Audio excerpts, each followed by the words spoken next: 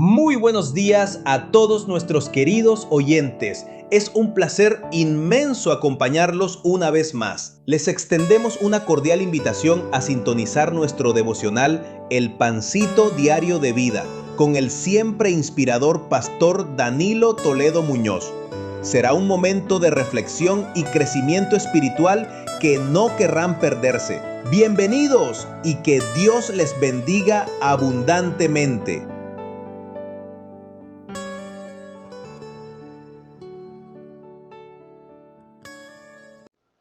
Saludándole en el amor del Señor, deseando ricas y abundantes bendiciones del cielo hacia sus vidas.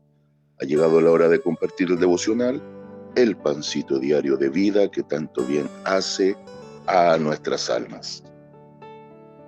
A partir de hoy, y con la ayuda del Señor, espero todos los domingos, vamos a comenzar con una sección nueva que tiene que ver precisamente con traer claridad y corrección en lo que corresponde a la sana doctrina.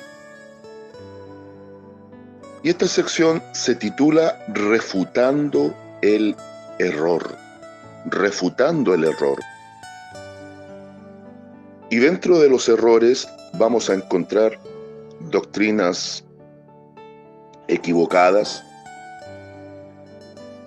doctrinas que se han enseñado muchas veces a través del tiempo por mala interpretación bíblica, pero con buena intención. Podríamos decir error de ignorancia, en el buen sentido lo digo, sin ofender a nadie. Pero también nos vamos a encontrar con la refutación a falsas doctrinas lisa y llanamente, y lo peor, refutación a herejías.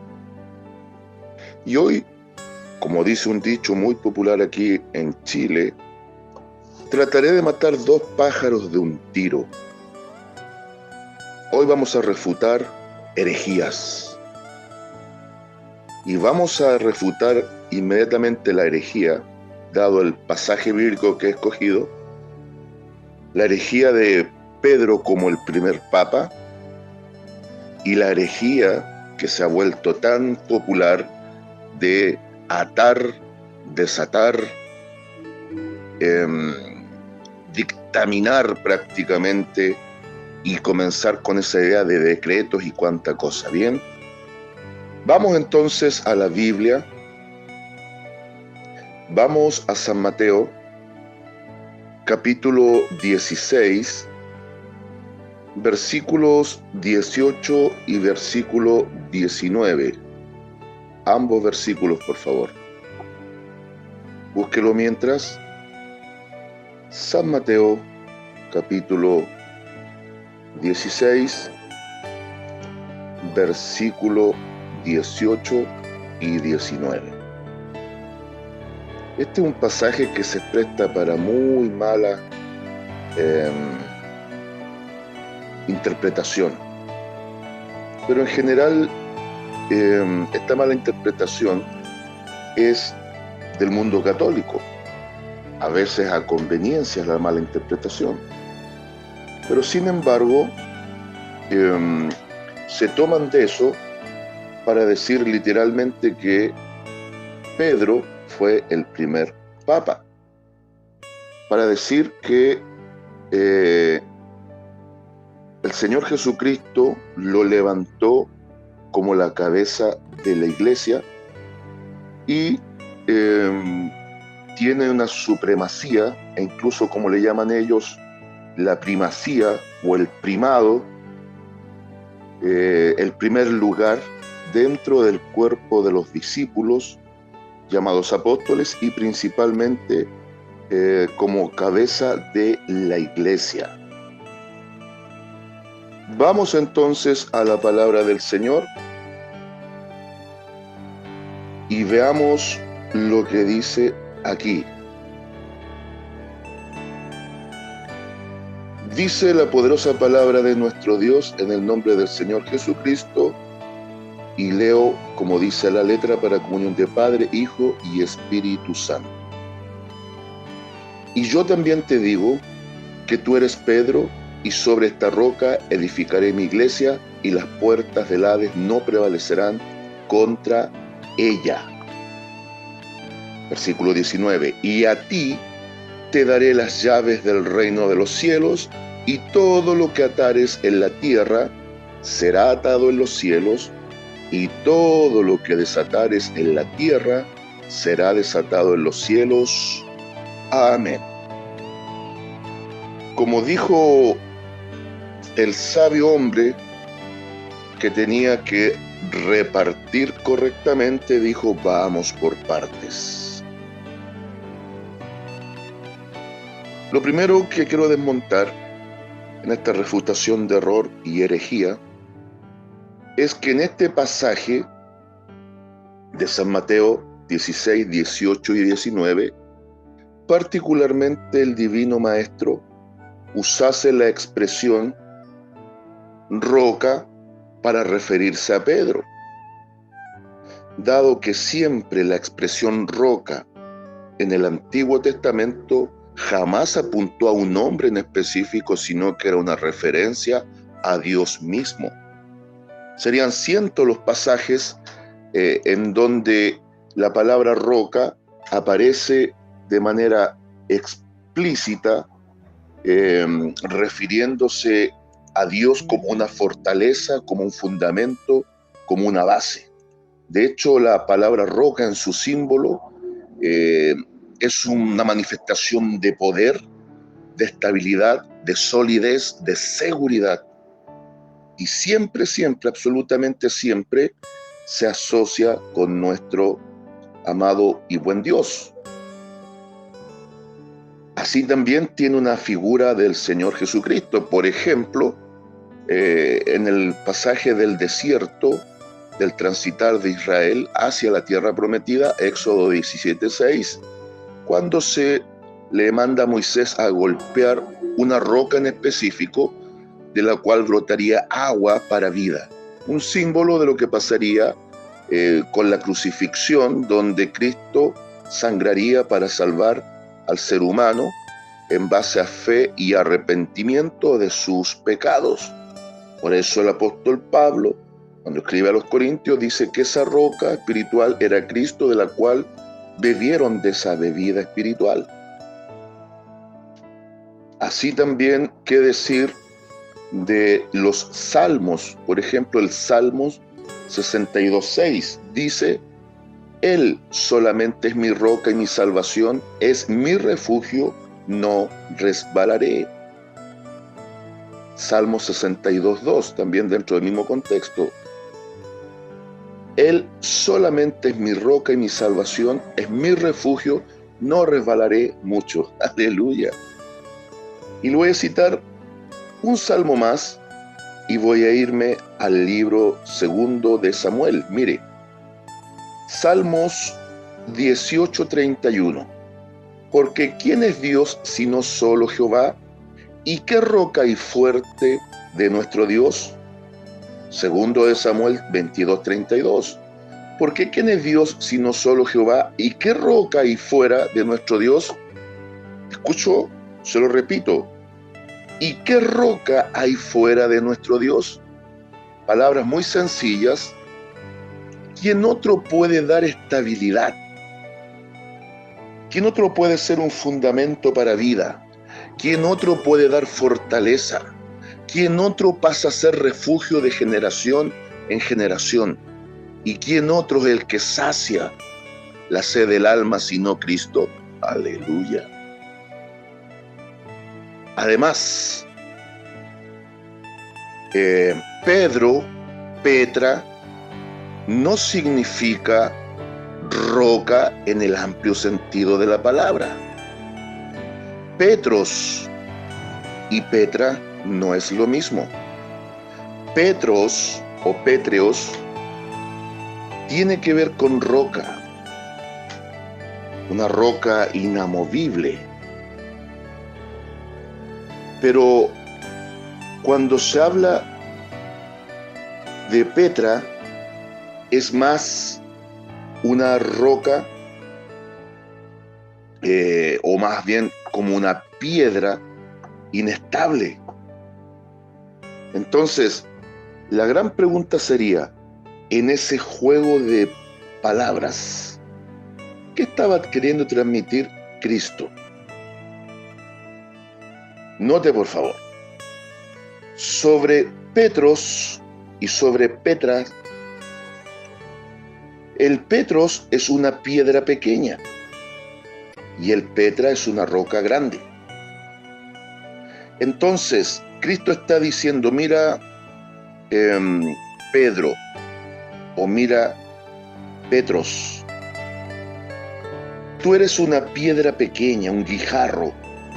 Tú vas a ser como un representativo de mis discípulos y en ti pondré el ejemplo de una iglesia apostólica. Y voy a explicar el por qué prontamente. Pero yo soy la Petra, yo soy la roca grande, yo soy la roca inamovible, sobre la cual sí existirá un fundamento estable, sólido, perpetuo. Vale decir que en esta frase bíblica, tú eres Pedro y sobre esta roca edificaré mi iglesia, repito, tú eres Pedro y sobre esta roca edificaré mi iglesia, debiésemos leer así, tú eres Petros y sobre esta Petra edificaré mi iglesia. Entonces, está diciendo, Pedro o Petros, tú eres la piedra pequeña, pero la iglesia se construye sobre la Petra, la gran roca, la cual es Cristo mismo. En 2:20 de Efesios, el apóstol Pablo habla de un doble fundamento de la iglesia, o de una doble base, podríamos decir, donde se levanta todo el edificio, el fundamento de los profetas y de los apóstoles, porque por medio de ellos dos grupos, o de esos dos grupos, vino la revelación, la antigua testamentaria, la nueva testamentaria, que dan todo el código para el canon bíblico, todo lo que debía ser revelado por la Escritura, pero Cristo es el fundamento inamovible. Ahora bien, este tema de las llaves, este es un tema también bien importante, porque dice el 19, y a ti te daré las llaves del reino. A ti te daré las llaves del reino, o las llaves de los cielos en este caso. Y vamos a observar que la figura de llaves tiene que ver también con un nivel de autoridad, con una posibilidad de abrir puertas, pero jamás tiene que ver con una autoridad capaz de perdonar los pecados, de tener una autoridad jerárquica sobre los demás, porque históricamente se respalda que con el ascenso de Constantino I, allá por el 314, se establece lo que se llamó el césaropapismo. Todo el poder del emperador, ahora en la persona del Papa, el primer Papa de la historia, es Constantino I. Entonces, ¿qué pasa con esta idea de las llaves? Esta idea de las llaves tiene que ver precisamente con eso. Tiene que ver con la figura de autoridad.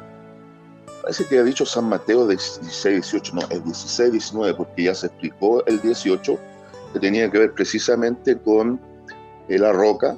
Ahora el 19, esto de las llaves de los cielos, obviamente es una demostración de autoridad delegada, pero la gran pregunta sería, ¿la autoridad delegada solamente fue dada a Pedro o a toda la iglesia? Respóndame. Y la respuesta es a toda la iglesia.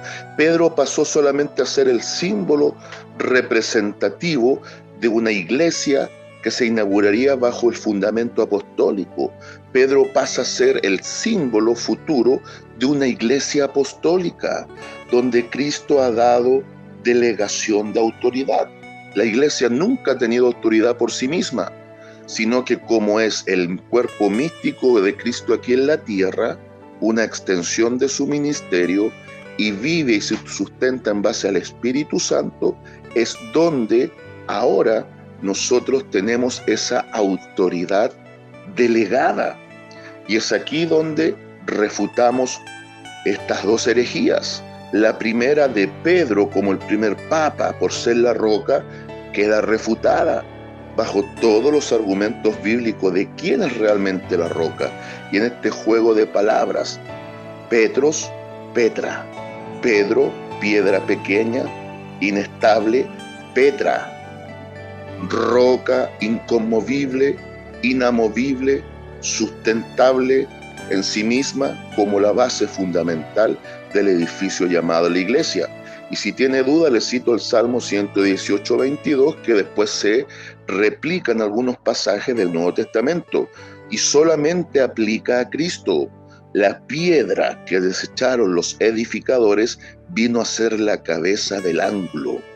En la construcción bajo la cultura del judío era una piedra tan especial que era la que daba sentido a la cuadratura de toda construcción y era la piedra fundamental de base para la resistencia de esa construcción.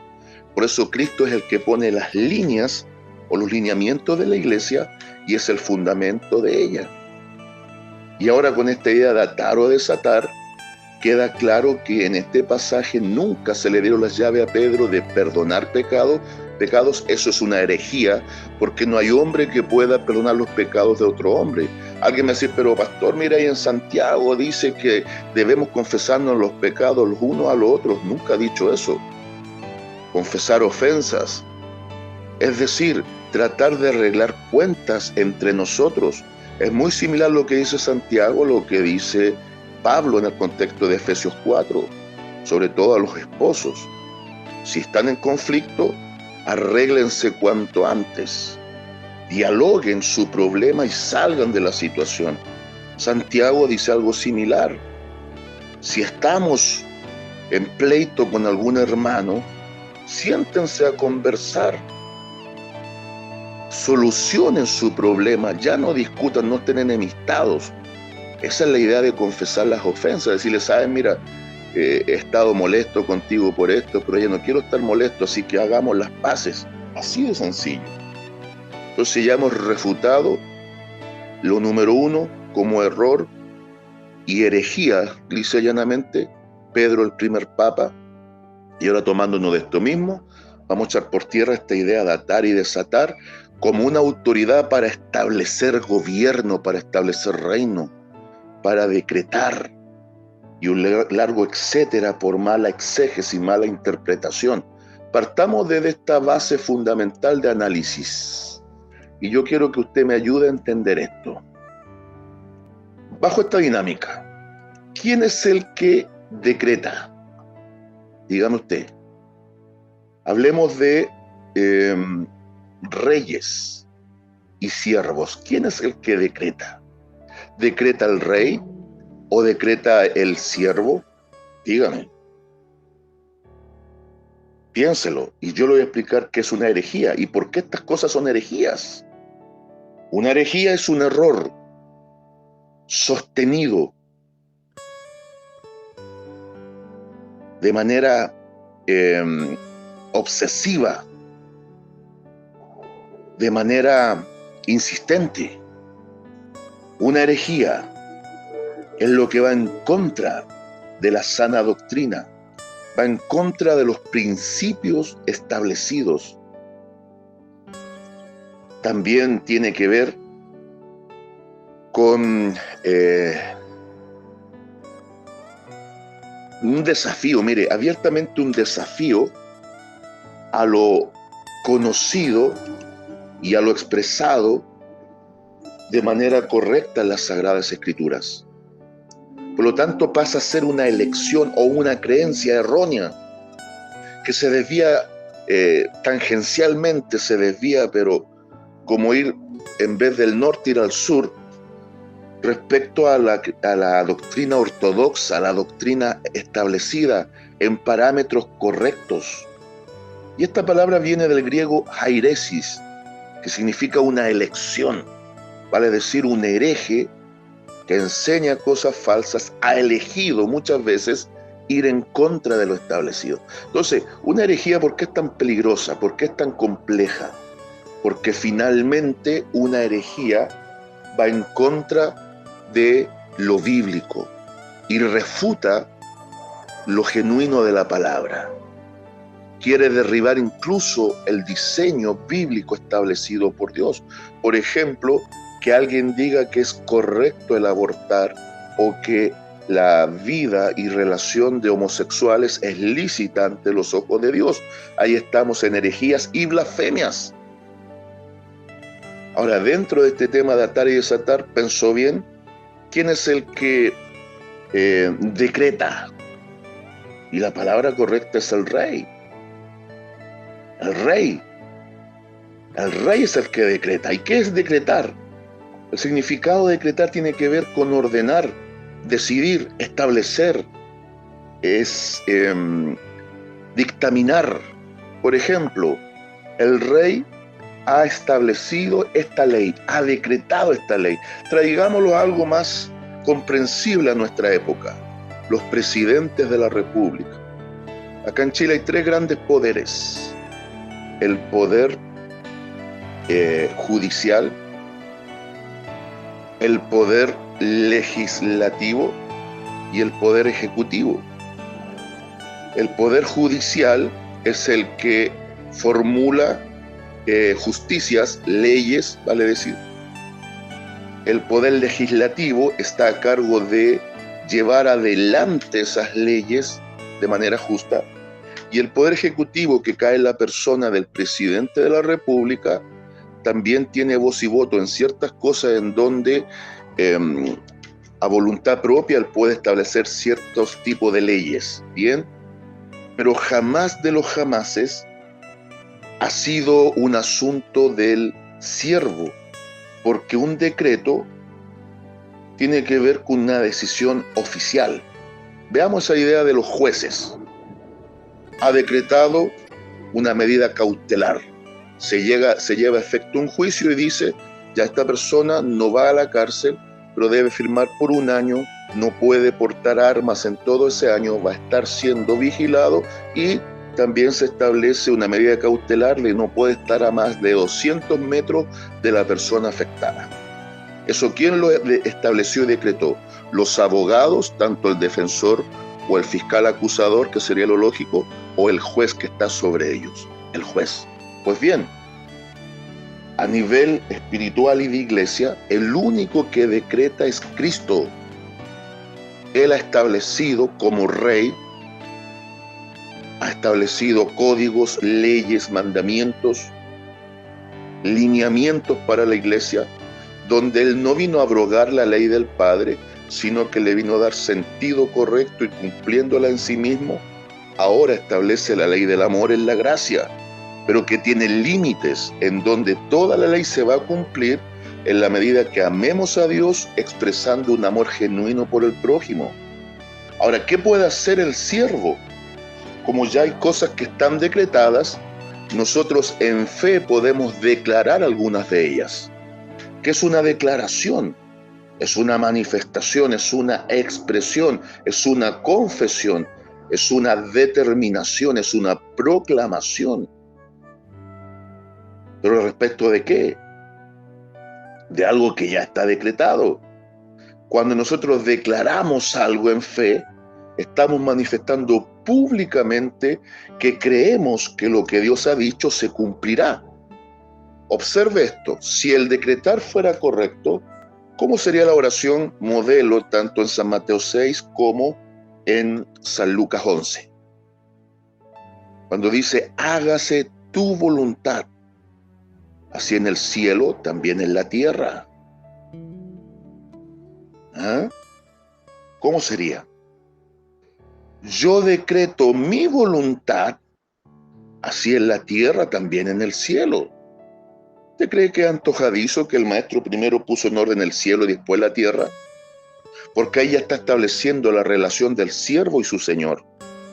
Y él se pone como modelo, porque él, aun siendo Dios, vino para efecto de plan de salvación como subordinado del Padre, como el siervo de Jehová. Entonces él dice, hágase tu voluntad como en el cielo, así también en la tierra. Palabras sencillas, tu Padre es el Rey de todo, que ha establecido normas, leyes, códigos, y tienes una voluntad perfecta, y así como los ha establecido allá, ahora yo quiero, Señor, declarando que esto se cumpla acá. No se olvide que en San Mateo 7:7, Cristo dice 3 cosas que hay que pedir, que hay que buscar, que hay que llamar. Porque todo aquel que pide recibe, el que busca halla, y al que llama se le abre la puerta de la gracia. Entonces nosotros, ¿qué podemos hacer para ir concluyendo? Como siervos de Dios, y aquí me refiero a la iglesia toda, independientemente de las áreas de ministerio a trabajar, por la fe en Cristo, sabiendo que Él ya ha dejado decretos en donde en su voluntad perfecta Él puede sanar, Él puede bendecir, Él puede restaurar e incluso puede dejar caer bendición económica cuando Él lo determine. Está en nosotros tomarnos de eso y no establecerlo porque ya está establecido, no decretarlo porque ya está decretado, sino tratar de ir en pos de la voluntad de Él, creyéndolo en fe de que puede ser hecho conforme su divina voluntad.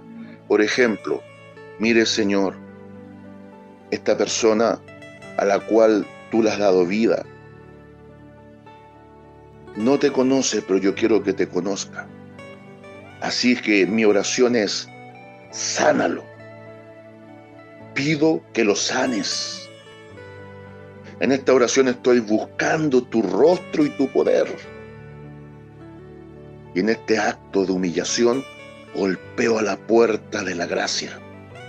Y ahora por la fe, sabiendo que tú has sanado y has establecido sanidad y has dicho en tu palabra que la oración eficaz del justo puede mucho, proclamo y declaro en fe palabras de sanidad, palabras de restauración y palabras de vida eterna sobre esta persona.